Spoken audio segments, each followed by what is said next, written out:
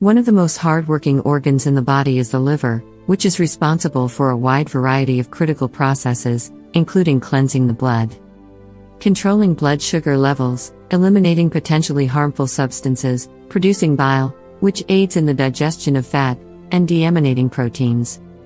Because the liver is vulnerable to damage from toxins and infection, which can hinder its capacity to perform its job, certain herbs can be used to purge the liver and clear out infections.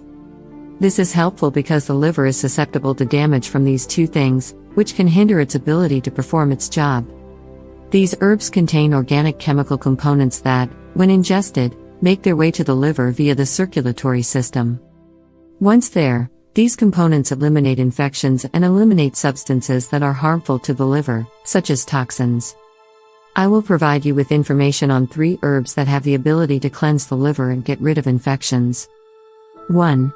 Dandelion. The dandelion root encourages the production of urine, which in turn assists the body in more effectively eliminating waste and fighting off illnesses. Additional benefits include boosting the immune system, lowering blood sugar, easing heartburn, and relaxing gastrointestinal distress.